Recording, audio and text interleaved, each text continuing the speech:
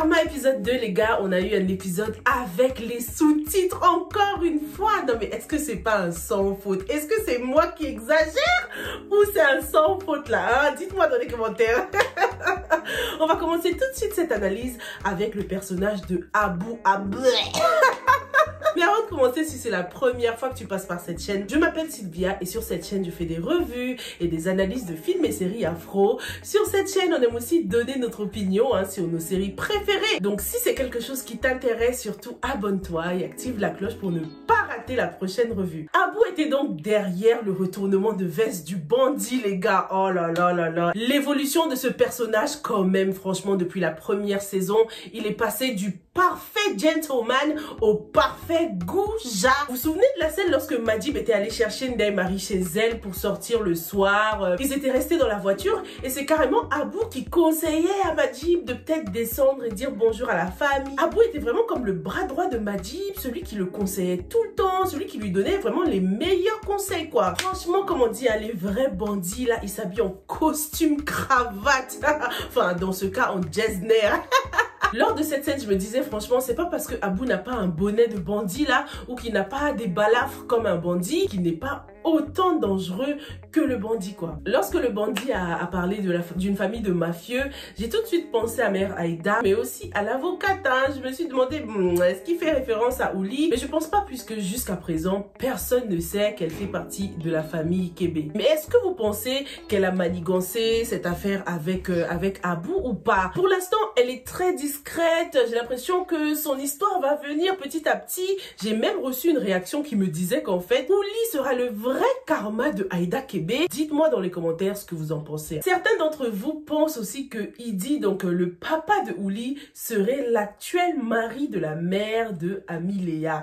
Est-ce que c'est possible ou pas? On est dans la série Karma les gars, tout est possible. C'est possible qu'il l'ait rencontré plus tard lorsqu'il était à l'étranger, mais en tout cas, ce n'est pas possible que ce soit elle, la femme que sa mère avait choisie pour lui, puisqu'à cette époque-là, on peut imaginer que la mère d'Ami ne faisait pas partie de la haute société. Donc c'est sûr que la mère d'Idi n'aurait jamais choisi une femme comme ça, tu vois. Mais bon, plusieurs années ont passé et c'est vraiment possible qu'ils se soient rencontrés plus tard. Qu'est-ce que vous en pensez? Sinon, Abu, mais franchement, comment je suis choquée de Abu. T'as vu à quel point il soigne son image dans la société? Il vient au secours des femmes. Peut-être que c'était une association de femmes battues, je ne suis pas très sûre. Juste avant la scène, on a vu que c'était une espèce d'école et puis il y avait un truc qui parlait de drogue aussi. Mais je pense que ça n'avait rien à voir avec les femmes qu'on nous a montré. Parce que j'ai regardé un peu sur internet et cet établissement-là, c'est un établissement normal de jeunes. C'est pas un truc spécialisé pour les femmes quoi. Donc Abu se donne des airs de sauveur, des airs d'homme respectueux envers les femmes. Alors que behind closed doors, c'est un véritable démon.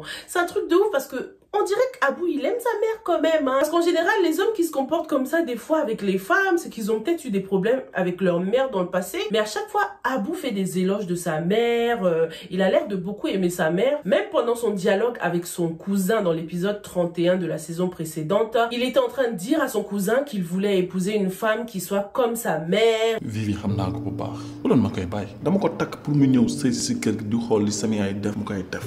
Nga sama papa sama yaay ni muy sëyalee sama papa gis nga ko bu baax noonu laa bëgg sama jabar sëyalee ko ma sëyalee ma ko. Donc il a beaucoup d'estime pour sa mère et pourtant il traite les femmes comme ça quoi. Parce qu'en général on dit que si tu veux savoir comment un homme te traitera, regarde d'abord comment il traite sa mère quoi. Abu c'est un cas spécial.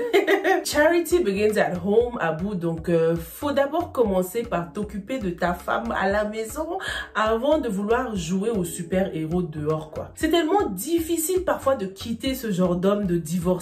Les gens ont tellement une bonne image de lui que en fait dès que tu diras quelque chose de mauvais sur lui, tout le monde se retournera contre toi, tout le monde te prendra pour une méchante et une femme ingrate quoi. C'est pour ça que Virginie va réellement avoir besoin d'aide solide si elle a envie de quitter Abu parce que pour l'instant là, je sais pas trop. Abu c'est un bon citoyen qui a l'air de peser dans la société, donc ce sera vraiment difficile pour les gens de croire Vivi si elle commençait à raconter ce qu'il lui fait à la maison quoi. Virginie a profité de l'occasion pour balancer son truc là, entamer la discussion concernant sa boutique. Elle a vraiment profité de la bonne humeur de Abu et surtout surtout du fait qu'ils étaient dehors, du coup, voilà, ils pouvaient rien lui faire, quoi. Abou, bien sûr, il a tout de suite compris que Virginie avait parlé à ses potes, et c'est ses potes qui ont essayé de la booster, la rebooster, du coup, concernant ses projets. Abou veut que Virginie reste sa chose, hein, qu'elle l'accompagne dans des événements comme ça, pour vraiment redorer son image, pour qu'il passe pour quelqu'un de bien dans la société, quoi. C'est un truc de dingue. On nous a aussi présenté cette femme en total look orange, cette femme très mystérieuse, là.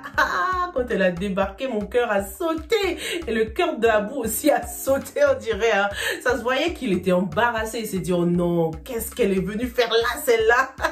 Est-ce que c'est la femme d'Abou? Est-ce qu'en fait, Abou est marié à une autre femme?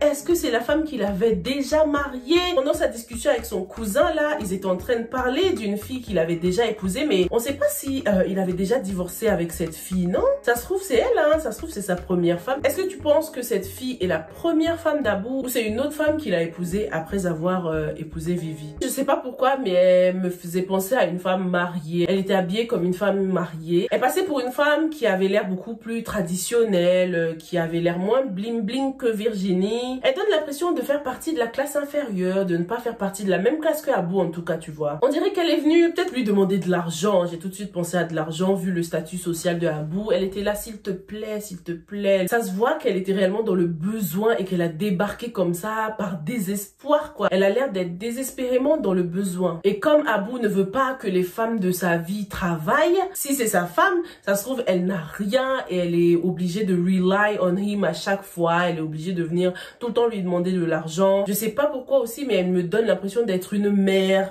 peut-être d'un fils. Et lorsqu'elle suppliait Abou comme ça, j'avais l'impression qu'elle le faisait même pas pour elle, mais peut-être pour son enfant ou pour quelqu'un, tu vois. Dites-moi, vous, dans les commentaires, ce que cette femme vous a fait ressentir. Virginie a bien vu cette femme. Je pensais que par réflexe, elle allait tout de suite demander à Abou, ouais, Abou, c'était qui elle? Moi, j'aurais fait ça. Surtout que Abou faisait des grands gestes quand même, hein, en mode, vas-y, va-t'en, ouais, c'est bon, je vais m'en occuper, tu vois. Il avait vraiment l'air de vouloir se débarrasser d'elle en mode, vas-y, c'est bon, je vais faire ce qu'il faut.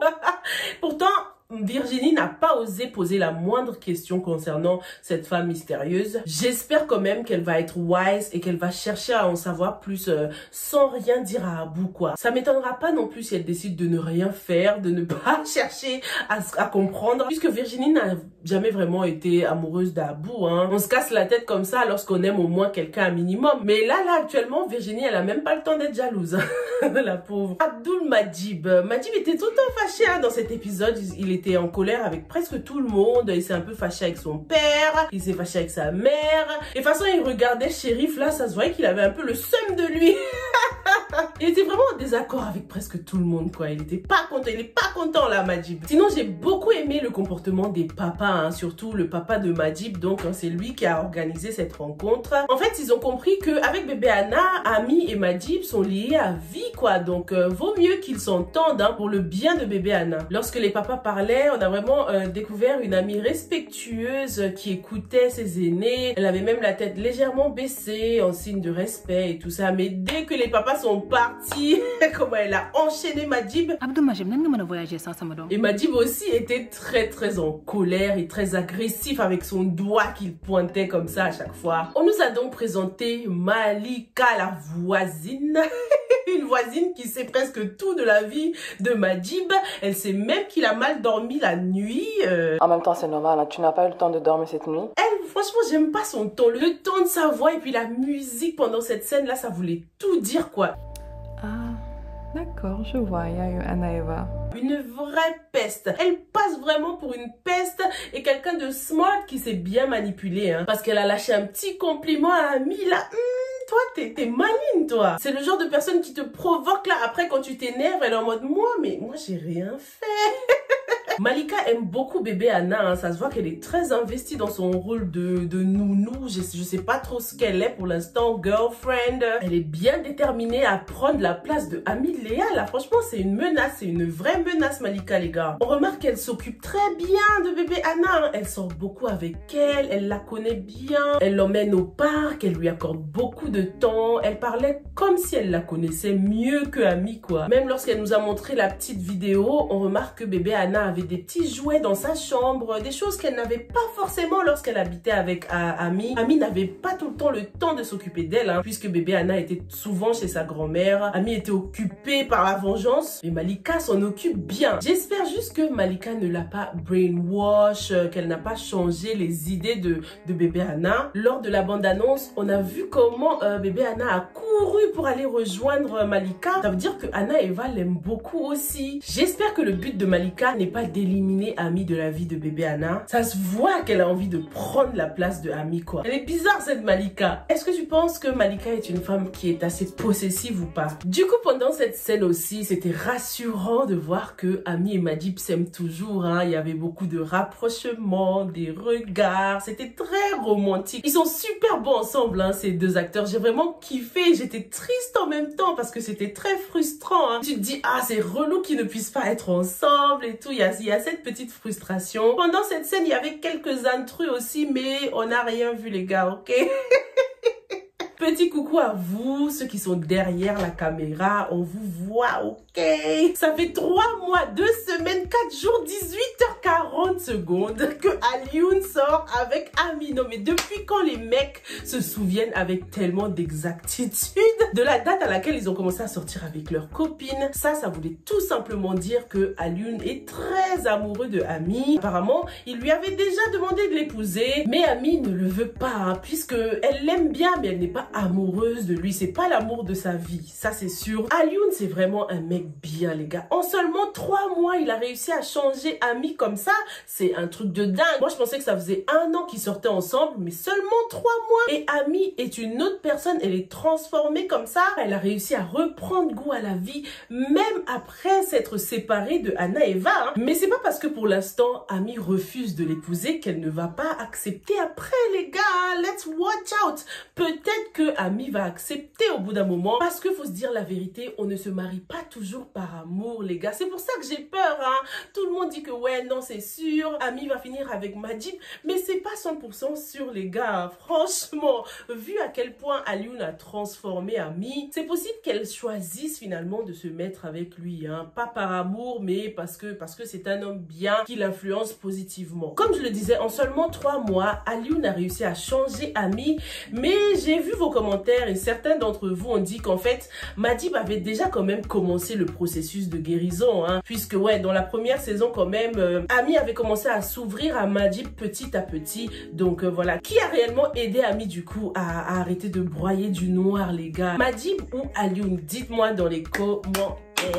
Vous m'avez aussi fait une jolie interprétation du tableau qui symbolisait donc la maternité, ce tableau qui représente Ami avec un enfant. Il y a quelqu'un qui m'a dit que ce bébé qui était peint en couleur un peu plus transparent symbolise le fait qu'on lui avait arraché sa fille, hein, à Ami, et je trouve que c'est pas mal. Et pourquoi pas aussi le fait qu'on veuille prendre sa place en fait en tant que mère aussi. Lamine et Maï, on a vraiment assisté à un petit clash générationnel, hein, entre Maï et sa belle-mère. Elle a tout de suite agressé Maï lorsqu'elle est rentrée à la maison en mode bam, pourquoi tu rentres tard comme ça? Enfin, je trouve qu'elle aurait pu s'y prendre autrement quand même, hein. Pourtant c'est une maman gentille. Comme Lamine n'est pas bien en ce moment, je pense qu'elle veut vraiment que Maï soit beaucoup plus présente, quoi, puisque c'est son unique enfant, son unique fils. Elle veut vraiment le meilleur pour lui. Elle veut que la femme de son fils se comporte de la meilleure façon qui soit, quoi. La maman a tout de même manqué un peu de tact, hein. Elle aurait pu l'asseoir un peu et puis avoir une discussion avec elle, quoi, concernant ses retards et tout ça. De toute façon, le plus important, c'est que Maï, on avait déjà parlé à Lamine, hein. Je trouve que c'était beaucoup plus à Lamine de faire ces reproches-là à Maï. Et de toute façon, ils en ont parlé brièvement et ils n'avaient aucun problème avec ça. J'ai beaucoup aimé aussi le fait que Maï s'en est pas plaint. Elle n'est pas allée se